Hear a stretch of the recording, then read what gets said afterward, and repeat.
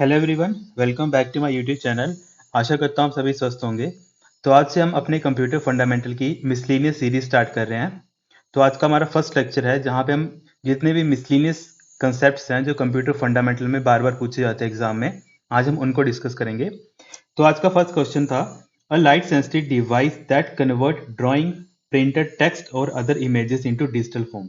यहाँ पे बोला है कि एक ऐसा लाइट सेंसिटिव डिवाइस है जो कन्वर्ट करता है कोई ड्राइंग को, कोई प्रिंटेड टेक्स्ट को या फिर कोई भी इमेजेस हो, उनको किस में कन्वर्ट करता है, फाइनली डिजिटल फॉर्म में कन्वर्ट करता है। ठीक है, तो ये क्वेश्चन इजी है। इसका राइट आंसर क्या हो जाएगा? आपका स्कैनर। ठीक है, यहाँ पे जो थर्ड ऑप्शन है वो यहाँ पे राइट आंसर हो जाएगा। इसके अलावा हम क्या करेंगे, जो भी क्वेश्चन के साथ जो भी इंपॉर्टेंट यहाँ पे ऑप्शंस हैं, जो एक्स्ट्रा ऑप्शंस हैं, उनको भी साथ में हम डिस्कस कर लेंगे। जैसे यहाँ पे स्कैनर के बारे में लिखा, तो स्कैनर में हमें क्या चीजें और इंपॉर्टेंट पता होनी चाहिए कि हमारे पास स्कैनर क्या होता है। एक तो ये इनपुट डिवाइस होता है।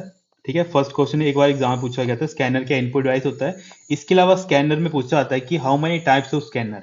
तो जो हमारे स्कैनर्स होते हैं ये मेनली हमारे पास तीन टाइप्स के होते हैं। कौन कौन से होते हैं? एक आता है हमारे पास फ्लैट बेड। ठीक है, एक फ्लैट बेड आता है। दूसरा हमारे पास आता है शीट फेड। ठीक है, दूसरा हमारे पास आता है शीट फेड। और जो हमारे पास तीसरा आता है वो आता है हैंड हेल्ड। ठीक है, अब इन सभी में डिफरेंस क्या होता है? मेनली अगर स्कैनर में ये चीजें पूछी जाती हैं ऑप्शंस में, तो पूछा जाता है कि व्हाट इज द डिफरेंस। तो डिफरेंस क्या होता है? जो आपके पास जो नॉर्मल फ्लैट फेड बेड होते हैं, इसमें क्या होता है, ये बेसिकली जो हम देखते हैं ना, जो नॉर्मल हमारे ऑफिस वगैरह में रखे होते हैं, वहां पे क्या कर सकते हो आप, कोई भी डॉक्यूमेंट है या फिर कोई फोटोग्राफ है, उसको आप स्कैन कर सकते हो। ठीक है, उसकी मतलब क्या कर सकते हो, एक तरीके से सॉफ्ट कॉपी तैयार कर सकते हो, या फिर उसी को हम क्या बोलते हैं, हम उसी को क्या बोलते हैं, डिजिटल कॉपी बोलते हैं।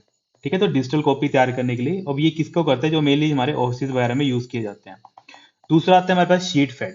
अब शीट फेड क्या होता है? आपने देखा होगा कि जो हमारी बड़ी बड़ी डिजिटल लाइब्रेरीज होती हैं, अब डिजिटल लाइब्रेरीज में होता क्या है, बुक्स को इन द फॉर्म ऑफ क्या होता है, उसका स्कैन्ड वर्जन रखा होता है बड़ी बड़ी लाइब्रेरीज में। ठीक है, तो जहां पे हमें मल्टीपल एक तरीके से मतलब मल्टीपल स्कैनिंग करनी होती है मल्टीपल पेजेस की। याद रखना, मल्टीपल पेजेस को स्कैन करने के लिए हम किसका, ठीक है, मल्टीपल स्कैनिंग लिख देते हैं, या फिर जो मल्टीपल पेजेस को स्कैन करने के लिए हम किसका यूज करते हैं, शीट फेड जो हमारे पास स्कैनर होते हैं उनका यूज करते हैं। और हैंड हेल्ड कौन से होते हैं? हैंड हेल्ड वो स्कैनर्स होते हैं जो बेसिकली क्या होते हैं, जो छोटी छोटी चीजें होती हैं उनको स्कैन करने के लिए हम बेसिकली यूज करते हैं। और हैंड हेल्ड का जो सबसे ज्यादा एग्जांपल आपने देखा होगा, जैसे हम किसी चीज को स्कैन करते हैं with the help of hand. ठीक है, जैसे एक तरीके से पेन आता है, उस पेन के आगे एक यहाँ पे एक लाइट सेंसिटिव इक्विपमेंट लगा होता है, जिसकी हेल्प से हम क्या करते हैं, अगर उसको हम किसी टेक्स्ट के ऊपर मतलब एक तरीके से स्कैन करवाते हैं, तो वो क्या करता है, उस टेक्स्ट को किस में कन्वर्ट कर देता है। मतलब हम तो स्कैन कर रहे हैं पेज को, पर उसका डिजिटल फॉर्मेट कहाँ सेव हो रहा होता है हमारे पास, हमारे जो डॉक्यूमेंट होता है वहां पे सेव हो रहा होता है। ठीक है, जैसे मान लो मैंने एमएस वर्ड ओपन किया है और मैंने कोई बुक ओपन करी है, हार्ड बुक, और मैं उसको स्कैन कर रहा हूँ, तो जो भी मैं स्कैन चीज कर रहा हूँ वो कहाँ मेरा ऑटोमेटिकली कहाँ पे टाइप होता रहेगा, जो हमारा माइक्रोसॉफ्ट वर्ड है वहां पे टाइप होता रहेगा। तो ये क्या थे हमारे पास तीन, हमारे पास जो एक तरीके से स्कैनर जो पूछे जाते हैं एग्जाम में। फिर जैसे यहाँ पे हमारे पास और ऑप्शन थे, जैसे कीबोर्ड है ना, कि अब कीबोर्ड भी क्या है हमारे पास, तो ये भी हमारे पास इनपुट डिवाइस है। ठीक है, कीबोर्ड भी हमारे पास क्या है, एक इनपुट डिवाइस है। अब कीबोर्ड में क्या क्या चीज है जो एग्जाम में पूछी जाती है या फिर एग्जाम रेलिवेंट है। एक तो कीबोर्ड में पूछा जाता है कि जो आपका कीबोर्ड होता है ये क्या करता है, ये बेसिकली हमें डाटा को इनपुट करवाने का काम करता है। ठीक है, विद द हेल्प हम क्या करते हैं, डाटा को इनपुट करते हैं। दूसरा चीज हम क्या करते हैं, इसमें हमारे पास कीज पूछी जाती है, तो टाइप ऑफ कीज कौन कौन सी होती हैं? एक तो हमारे पास अल्फाबेट्स होते हैं। ओके, दूसरे हमारे पास कौन होते हैं, एक तो हमारे पास फंक्शन कीज होती हैं। इसके अलावा और कौन सी कीज होती है, हमारे पास न्यूमेरिक कीज होती हैं। ठीक है, तो ये सारी चीजें पूछी जाती हैं। और फंक्शंस की पूछी जाती हैं F1 से लेकर हमारे पास कितनी होती हैं, F12 तक। तो ये कुछ बेसिक चीजें हैं जो इनपुट डिवाइस के रिगार्डिंग पूछी जाती है। फिर हमारे पास जैसे यहाँ पे एक और ऑप्शन दे रखा है प्लॉटर। ठीक है, अब प्लॉटर तो बहुत इंपॉर्टेंट है, क्योंकि ये हमारे पास क्या होता है कि प्लॉटर की हेल्प से हम क्या करते हैं, ये काफी बार पूछा गया है, तो प्लॉटर की हेल्प से याद रखना हम क्या करते हैं, हम डिजाइन या फिर प्रोड्यूस करते हैं किस चीज को, हाई क्वालिटी जो ग्राफिक्स होते हैं। ओके, कई बार एग्जाम में पूछा गया है कि अगर हाई क्वालिटी जो ग्राफिक्स होते हैं वो किसकी हेल्प से हम प्रोड्यूस करते हैं। ठीक है, और ये किसकी हेल्प से करते हैं, प्लॉटर की हेल्प से करते हैं। और हाई क्वालिटी जो ग्राफिक्स होते हैं इनको हम क्या बोलते हैं, वेक्टर इमेजेस भी बोलते हैं। तो अगर ये चीज नहीं लिखी होगी और वहां पे वेक्टर इमेजेस भी लिखा हुआ, तब भी प्लॉटर क्या होता है, राइट आंसर होता है। तो प्लॉटर भी हमारे पास क्या होते हैं, फर्दर टू टाइप्स के होते हैं।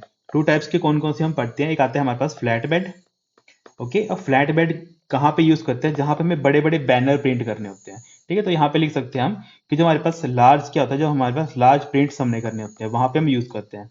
और दूसरा आता है हमारे पास ड्रम। ठीक है, अब ड्रम क्यों यूज करते हैं, जहां पे मुझे क्या करना है, बेसिक कम प्रिंट करना है पर मुझे उसको कंटिन्यूस प्रिंट करना है। ठीक है, मान लो मुझे उसकी 50-60 कॉपीज निकालनी है, तो जहां पे मुझे कंटिन्यूस प्रिंट करने हैं, ठीक है, जहां पे मुझे कंटिन्यूस प्रिंटिंग चाहिए, वहां पे हम यूज करते हैं ड्रम प्रिंटर का। ठीक है, तो यहाँ पे कुछ इंपॉर्टेंट चीजें हैं हमारे पास, जो जो यहाँ पे ऑप्शंस थे वो भी इंपॉर्टेंट है सारे, तो इनको हमने डिस्कस कर लिया। इसके अलावा जो हमारे पास OMR एक ऑप्शन दे रखा है। ठीक है, OMR तो हम सभी को पता है, OMR क्या होता है हमारे पास, ऑप्टिकल मार्क रीडर। ठीक है, OMR क्या बोलते हैं हम इसको, ऑप्टिकल मार्क रीडर बोलते हैं। ठीक है, OMR को हम क्या बोलते हैं, ऑप्टिकल मार्क रीडर बोलते हैं। और OMR क्यों यूज करते हैं, जो भी हम OMR कैसे वर्क करता है कि जो भी आपने एक तरीके से सर्कल वगैरह फिल किया होता है उसको क्या करता है, उसको या फिर इसको मार्क बोलते हैं। अगर कंप्यूटर की फॉर्म में इसको क्या बोलते हैं, मार्क बोलते हैं, कि जो भी आपने मार्क किया होता है उस मार्क को ये क्या करता है, काउंट करता है। ठीक है, या फिर उसको रिकॉग्नाइज करता है, तब इसका नाम क्या लिखा होता है, OMR।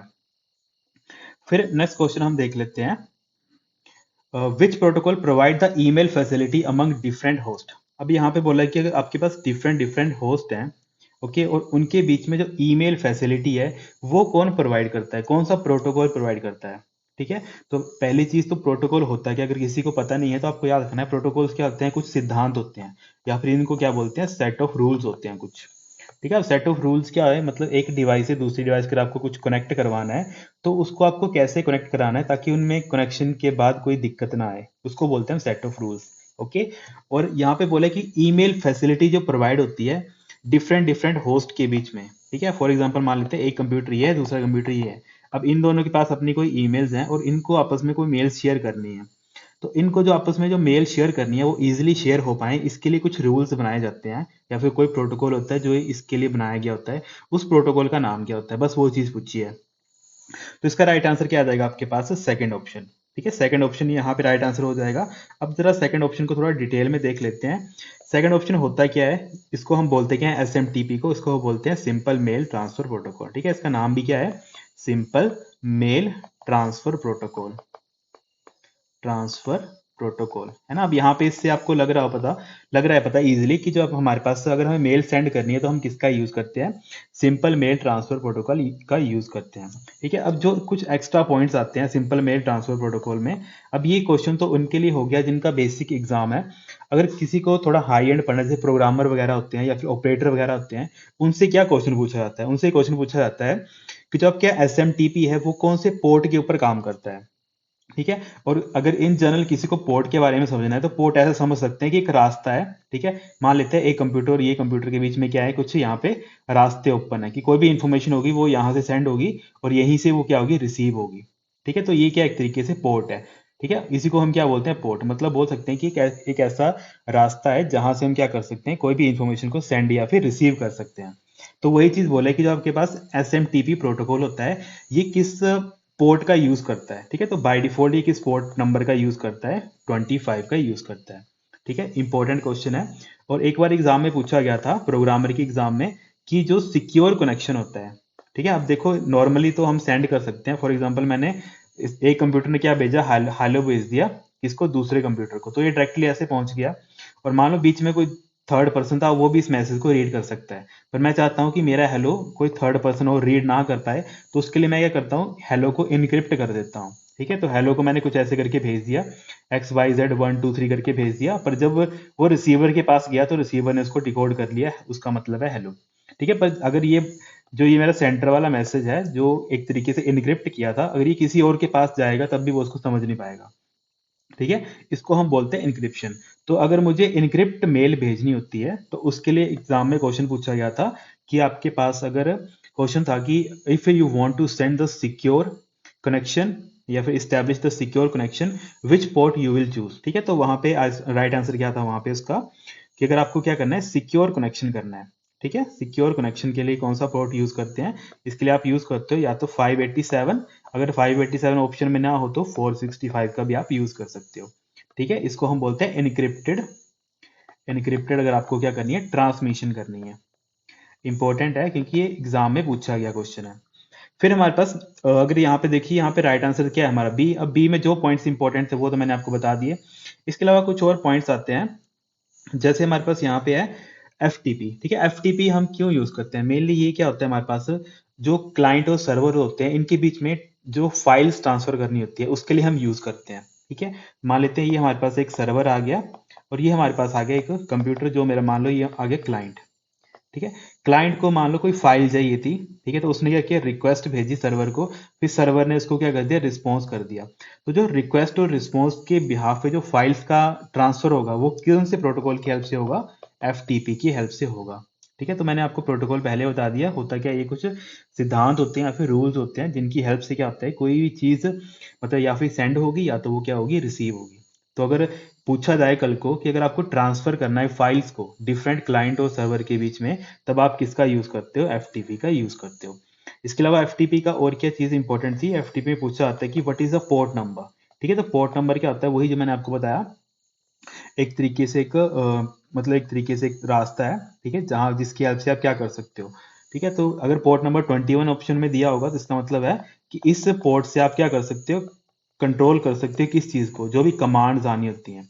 ठीक है, कमांड्स को कंट्रोल कर सकते हो। और अगर आपसे पूछा होगा पोर्ट नंबर 20, तो ये क्या होता है, डाटा ट्रांसफर के लिए। ठीक है, फॉर एग्जांपल मैं अभी कोई मूवी डाउनलोड कर रहा हूँ, कुछ कर रहा हूँ, ठीक है, तो वो मुझे कौन से पोर्ट से मिल रही होगी, पोर्ट नंबर 20 से मिल रही होगी। ठीक है, ये मतलब होता है जो हम FTP की बात करते हैं। इसके अलावा इंपॉर्टेंट जो हमारे पास नेक्स्ट है ऑप्शंस में ही, जो टेलनेट।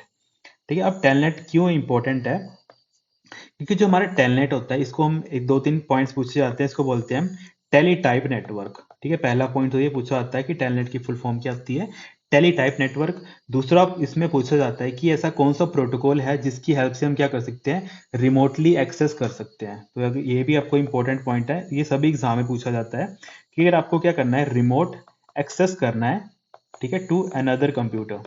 ठीक है, अनदर कंप्यूटर बोल लो या फिर आप क्या बोल सकते हो, अनदर कंप्यूटर हो गया या फिर कोई सर्वर हो गया। और कैसे करते हो, why a text based interface.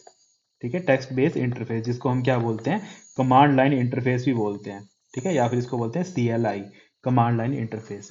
ठीक है, तो क्या होता है बेसिकली, दो कंप्यूटर को मैं अगर मुझे रिमोटली किसी कंप्यूटर को एक्सेस करना है, और वो भी कैसे करना है, टेक्स्ट बेस्ड मुझे एक्सेस करना है, तो मैं किस प्रोटोकॉल का यूज करूंगा, टेलनेट का यूज करूंगा। ठीक है, तो इसमें ये हमारे क्या इंपॉर्टेंट यहाँ पे पॉइंट है। पर याद रखना जो हमारा टेलनेट है वो सिक्योर नहीं है, तो इसकी वजह से इसका जो अपडेटेड वर्जन है, या फिर हम बोल सकते हैं टेलनेट को रिप्लेस कर दिया गया था किसके किसके द्वारा, SSH के द्वारा, जिसको हम बोलते हैं सिक्योर शेल।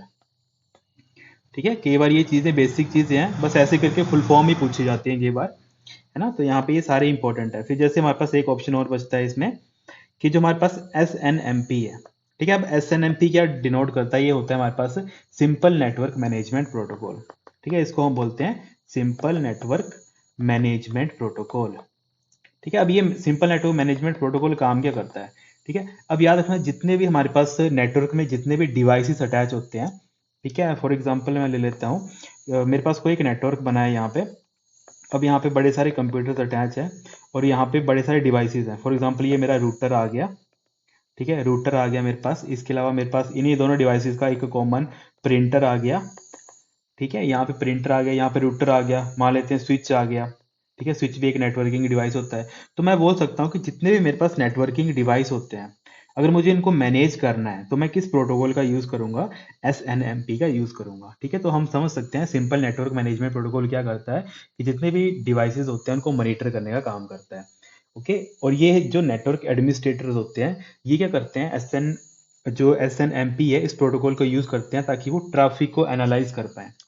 कई बार एग्जाम में पूछा गया था कि ट्रैफिक को एनालाइज करने के लिए, ठीक है, जो ट्रैफिक होता है उसको एनालाइज करने के लिए किस प्रोटोकॉल का यूज किया जाता है, तो उसके लिए SNMP का यूज किया जाता है। ओके, तो ये हमारे पास क्या है, जो भी हमारे पास इंपॉर्टेंट ऑप्शंस के रिगार्डिंग जो भी कंसेप्ट थे जो पूछे जाते हैं वो मैंने यहाँ पर डिस्कस कर दिया है।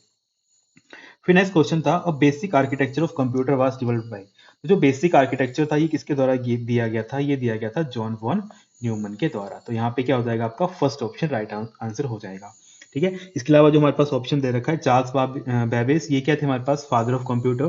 ठीक है, इन्होंने क्या बनाया था, इन्होंने बनाया था एनालिटिकल इंजन।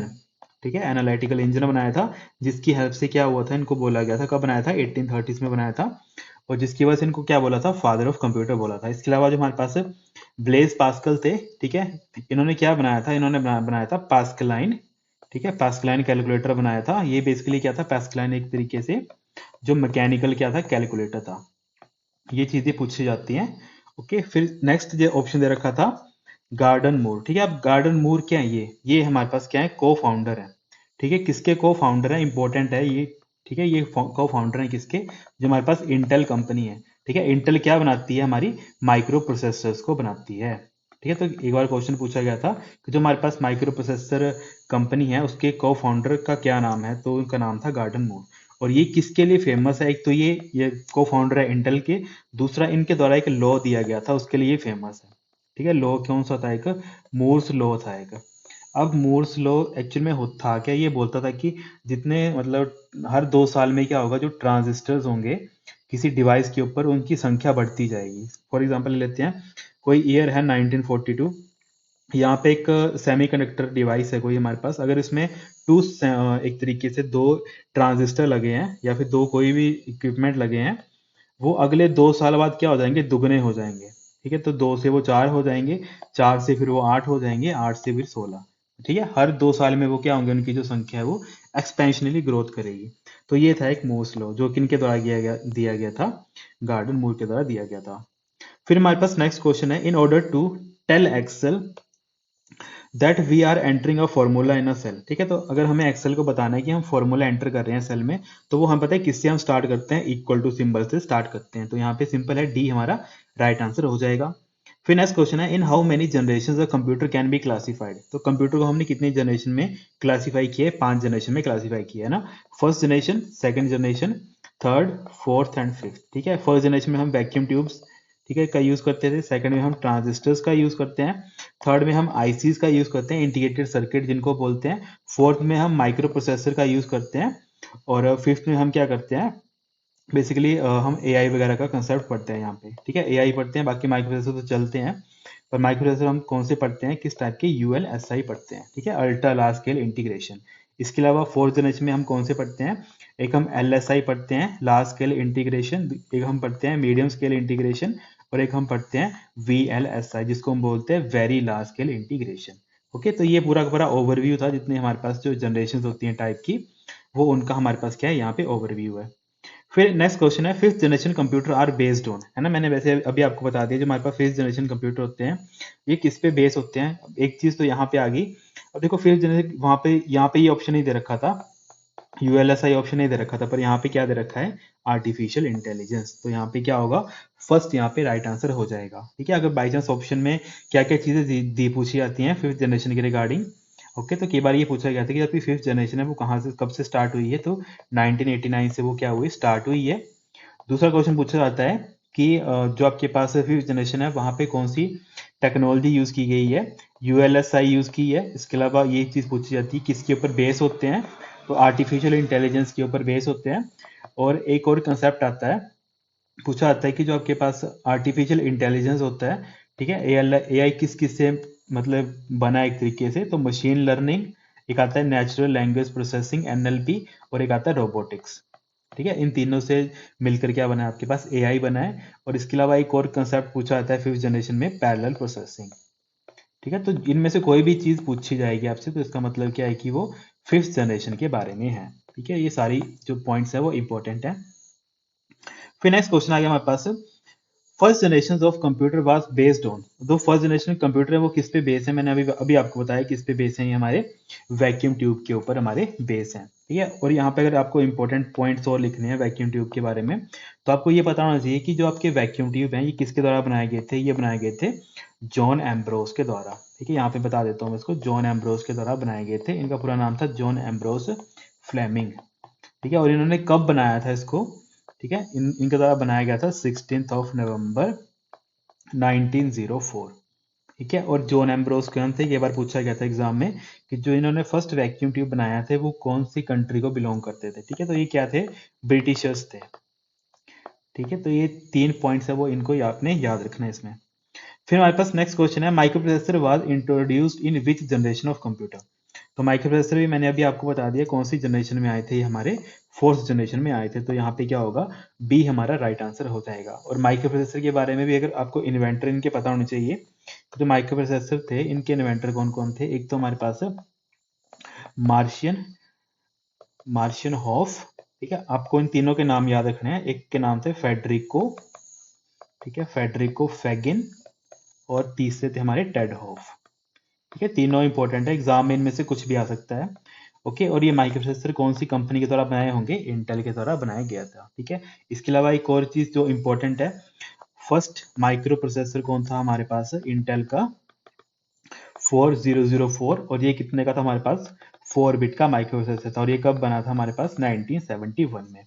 ठीक है, इसके अलावा सेकंड माइक्रो प्रोसेसर, ठीक है, और ये कौन से द्वारा, इंटेल का था, कौन सा था आपके पास 8008, और ये कितने बिट का था आपके पास, 8 बिट का था, और ये आया था हमारे पास 1972-73 में। ओके, तो ये हमारे पास कुछ इंपॉर्टेंट पॉइंट्स हैं इन्हीं के रिगार्डिंग, माइक्रो प्रोसेसर के रिगार्डिंग, जो काफी बार एग्जाम में पूछे जाते हैं। फिर हमारे पास नेक्स्ट क्वेश्चन था, और second generation computer are made of, जो हमारे पास सेकंड जनरेशन के कंप्यूटर होते हैं, मैंने अभी आपको बता भी दिया कि जो आपके सेकंड जनरेशन कंप्यूटर थे वो किससे, कौन से किससे बने होते थे, ट्रांजिस्टर से बने होते थे। ठीक है, तो यहाँ पे ये इंपॉर्टेंट है। अब ट्रांजिस्टर के बारे में कुछ इंपॉर्टेंट पॉइंट्स आते हैं कि जो आपके ट्रांजिस्टर थे ये एक्चुअल में 1947 में बेल लैब्स में बने हैं। ठीक है, अब बेल लैब्स में तो ये बने हैं, पर किनके द्वारा ये बनाए गए थे, इंपॉर्टेंट वो भी चीज़ है। तो याद रखना है कि जॉन हमारे पास बार्डन करके, ठीक है, जॉन बार्डन, और हमारे पास एक पर्सन थे वॉल्टर, ठीक है, वॉल्टर ब्रेटेन, और एक हमारे पास विलियम शॉकली। ठीक है, इनके द्वारा क्या बनाया गया था, ट्रांजिस्टर को बनाया गया था। ठीक है, तो ये हमारे पास इंपॉर्टेंट है, तीनों के तीनों आपको ये तीनों याद रखने हैं, जिन्होंने क्या किया था, ट्रांजिस्टर बनाया था। फिर हमारे पास नेक्स्ट क्वेश्चन आ गया, which of the following memory is non volatile. ठीक है, यहाँ पे बोला है कि इनमें से कौन सी मेमोरी है जो हमारे पास नॉन वॉलेटाइल है। तो नॉन वॉलेटाइल इजी है, हम सभी को पता है कौन सी नॉन वॉलेटाइल है। यहाँ पे रोम हमारे पास क्या है, नॉन वॉलेटाइल मेमोरी है। ठीक है, अब रोम के रिगार्डिंग क्या इंपॉर्टेंट पॉइंट्स आते हैं, एक तो हम इसको क्या बोलते हैं, रीड ओनली मेमोरी। ठीक है, रीड ओनली मेमोरी इसको बोलते हैं। दूसरा पूछा जाता है कि जो हमारा फर्मवेयर होता है, ठीक है, फर्मवेयर कहाँ स्टोर होता है, तो फर्मवेयर हमारा स्टोर होता है कहाँ पे, हमारे रोम के अंदर। ठीक है, फर्मवेयर स्टोर कहाँ होता है, हमारे रोम के अंदर स्टोर होता है। ठीक है, और कई बार पूछा जाता है कि जो हमारे पास स्टार्टिंग इंस्ट्रक्शंस होती हैं, अब फर्मवेयर के अंदर एक्चुअल में होता है क्या है, इसमें होती है हमारे पास starting instructions of operating system. ठीक है, starting instruction of operating system कहाँ मिलती है हमें, फर्मवेयर के अंदर, और फर्मवेयर को हम कहाँ स्टोर करते हैं, इन द एंड हम रोम के अंदर उसको स्टोर करते हैं। ठीक है, इसके अलावा जैसे यहाँ पे दे रखा था एस रैम और डी रैम। ठीक है, एस रैम और डी रैम में क्या मेनली डिफरेंस होता है, जो आपके पास एस रैम होता है इसको हम स्टैटिक रैम बोलते हैं। ठीक है, स्टैटिक रैम भी बोलते हैं इसको, और एस रैम को हम कई जगह बोलते हैं कि इस एस रैम को ही हम, एक मेमोरी आती है कैशे मेमोरी। तो कैशे मेमोरी किसकी, मतलब किसकी हेल्प से हम बनाते हैं, with the help of S RAM हम क्या बनाते हैं, कैशे मेमोरी बनाते हैं। इसके अलावा जो हमारे पास नॉर्मल रैम हम बोलते हैं उसको हम क्या बोलते हैं, डी रैम बोलते हैं, डायनेमिक रैम बोलते हैं। ठीक है, एक बार ये क्वेश्चन पूछा गया था, ऐसी कौन सी रैम है उसको बार बार रिफ्रेश करना पड़ता है। ठीक है, तो इसको क्या करना पड़ता है, डायनेमिक रैम को कंटिन्यूस क्या करना पड़ता है, रिफ्रेश करना पड़ता है। ठीक है, तो ये हमारे पास कुछ इंपॉर्टेंट पॉइंट्स थे, और अकॉर्डिंग टू क्वेश्चन हमारा राइट आंसर क्या था, रोम यहाँ पे राइट आंसर था। ठीक है स्टूडेंट्स, आज के लिए हम इतना रखते हैं, बाकी हम आगे कल से कंटिन्यू करेंगे।